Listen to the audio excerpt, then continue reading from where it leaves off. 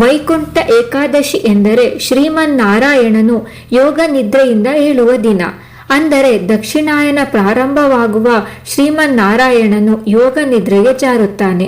ಮತ್ತೆ ಉತ್ತರಾಯಣ ಪ್ರಾರಂಭವಾಗುವ ಸಮಯದಲ್ಲಿ ಶುಕ್ಲ ಪಕ್ಷದ ಏಕಾದಶಿ ದಿನ ಶ್ರೀಮನ್ನಾರಾಯಣ ಯೋಗ ನಿದ್ರೆಯಿಂದ ಏಳುತ್ತಾನೆ. ವೈಕುಂಠ ಏಕಾದಶಿಯನ್ನು ಮುಕ್ಕೋಟಿ ಏಕಾದಶಿ ಅಂತಾನೂ ಕರೆಯುತ್ತಾರೆ. ಈ ದಿನ ವಿಷ್ಣುವಿನ ದರ್ಶನವನ್ನು ಮಾಡಿದರೆ ಸ್ವರ್ಗ ಪ್ರಾಪ್ತಿಯಾಗುತ್ತದೆ. ಈ ಬಾರಿ ಡಿಸೆಂಬರ್ 23ರಂದು ಶನಿವಾರದಂದು ವೈಕುಂಠ ಏಕಾದಶಿಯು ಬಂದಿದೆ. ವೈಕುಂಠ ಏಕಾದಶಿ ದಿನ ವೈಕುಂಠದ ಬಾಗಿಲು ಅಂದರೆ ಸ್ವರ್ಗದ ಬಾಗಿಲು ತೆರೆಯುತ್ತದೆ. ಇನ್ನು ಆ ದಿನ ಮಹಾವಿಷ್ಣು ಗರುಡ ವಾಹನದ ಮೇಲೆ 3 ಕೋಟಿ ದೇವತೆಗಳೊಂದಿಗೆ ಭೂಲೋಕಕ್ಕೆ ಇಳಿದು ಬಂದು ಭಕ್ತರಿಗೆ ದರ್ಶನ ನೀಡುತ್ತಾನೆ ಅನ್ನುವ ನಂಬಿಕೆ ಇದೆ. ಹಾಗಾಗಿ ಏಕಾದಶಿಗೆ ಮುಕ್ಕೋಟಿ ಏಕಾದಶಿ ಎಂದು ಹೆಸರು ಬಂದಿದೆ. ಒಂದು ಏಕಾದಶಿ 3 ಕೋಟಿ ಏಕಾದಶಿಗಳಿಗೆ ಸಮವಾದ ಪವಿತ್ರತೆಯನ್ನು ಹೊಂದಿರುವ ಕಾರಣ ಇದಕ್ಕೆ ಮುಕ್ಕೋಟಿ ಏಕಾದಶಿ ಎನ್ನುತ್ತಾರೆ. ಈ ವೈಕುಂಠ ಏಕಾದಶಿ ದಿನ ಆಲಾಹಲ ಅಮೃತ ಎರಡೂ ಹುಟ್ಟಿದವು. ಈ ದಿನವೇ ಶಿವನು ಆಲಾಹಲ ನುಂಗಿದ. ಮಹಾಭಾರತದ ಯುದ್ಧದಲ್ಲಿ ಭಗವದ್ಗೀತೆಯನ್ನು ಶ್ರೀಕೃಷ್ಣನು ಅರ್ಜುನನಿಗೆ ಇದೇ ದಿನ ಉಪದೇಶಿಸಿದ ಎಂಬ ನಂಬಿಕೆ ಇದೆ. ವರ್ಷದಲ್ಲಿ ಬರುವ ಎಲ್ಲ ಏಕಾದಶಿಗಳಿಗಿಂತ ಈ ವೈಕುಂಠ ಏಕಾದಶಿ ಅತ್ಯಂತ ವಿಶೇಷವಾದದ್ದು. ವೈಕುಂಠ ಏಕಾದಶಿ ಒಂದು ದಿನ ಉಪವಾಸವಿದ್ದರೆ ಉಳಿದ 23 ಏಕಾದಶಿಗಳಲ್ಲಿ ಉಪವಾಸ ಮಾಡಿದ್ದಕ್ಕೆ ಸಮನಾಗುತ್ತದೆ.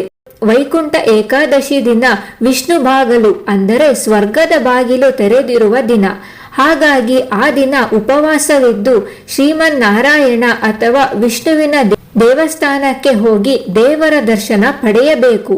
ವೈಕುಂಠ ಏಕಾದಶಿಯ ದಿನ ಎಲ್ಲ ವಿಷ್ಣು ಅಥವಾ ವೆಂಕಟೇಶ್ವರ ಸ್ವಾಮಿಯ ದೇವಸ್ಥಾನಗಳಲ್ಲಿ ವಿಶೇಷವಾಗಿ ಉತ್ತರ ದಿಕ್ಕಿನಲ್ಲಿ ವೈಕುಂಠ ದ್ವಾರವನ್ನು ನಿರ್ಮಿಸುತ್ತಾರೆ. ನಾವು ಆ ವೈಕುಂಠ ದ್ವಾರದ ಕೆಳಗೆ ಹೋಗಿ ಬಂದರೆ ಮೋಕ್ಷ ಸಿಗುವುದು ಮತ್ತೆ ಸ್ವರ್ಗ ಪ್ರಾಪ್ತಿಯಾಗುವುದು. ವೈಕುಂಠ ಏಕಾದಶಿಯ ದಿನದಂದು ಉಪವಾಸವಿರಬೇಕು. ಮುರ ಎಂಬ ರಾಕ್ಷಸನು ವಿಷ್ಣುವಿನಿಂದ ತಪ್ಪಿಸಿಕೊಂಡು ಅಕ್ಕಿಯಲ್ಲಿ ಅಡಗಿ ಕುಳಿತಿರುತ್ತಾನೆ. ಆದ್ದರಿಂದ ಆ ದಿನ ಅಕ್ಕಿಯಿಂದ ಮಾಡಿದ ಯಾವುದೇ ಪದಾರ್ಥವನ್ನು ತಿನ್ನಬಾರದು.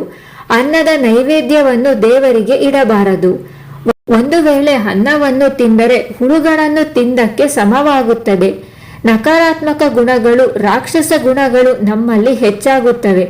ಜಡತ್ವ ಉಂಟಾಗುತ್ತದೆ. ವೈಕುಂಠ ಏಕಾದಶಿಯಂದು ನೀವು ವಿಷ್ಣುವಿನ ಮಂತ್ರವನ್ನು ಪಠನೆ ಮಾಡಬೇಕು. ಇದರಿಂದ ವಿಷ್ಣುವಿನ ಕೃಪೆಗೆ ಪಾತ್ರರಾಗುತ್ತೀರಾ ಹಾಗೂ ಇಷ್ಟಾರ್ಥಗಳು ಸಿದ್ಧವಾಗುತ್ತದೆ.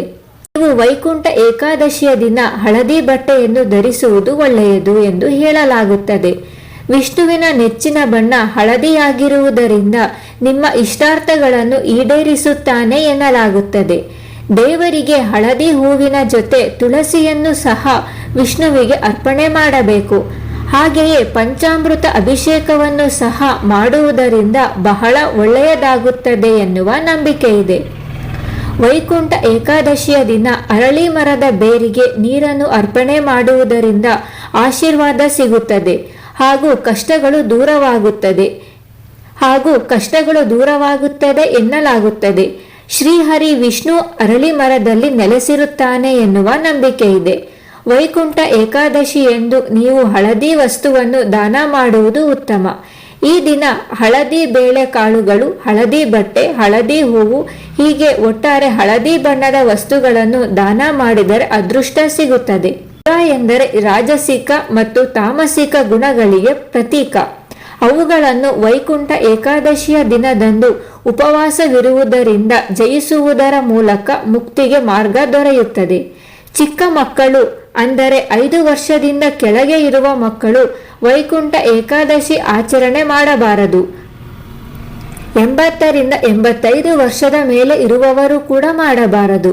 ಗರ್ಭಿಣಿಯರು, ಬಾಣಂತಿಯರು ಕೂಡ ವೈಕುಂಠ ಏಕಾದಶಿ ಆಚರಣೆ ಮಾಡಬಾರದು. ಇದಿಷ್ಟು ವೈಕುಂಠ ಏಕಾದಶಿಯ ಬಗ್ಗೆ ಇರುವ ಮಾಹಿತಿ.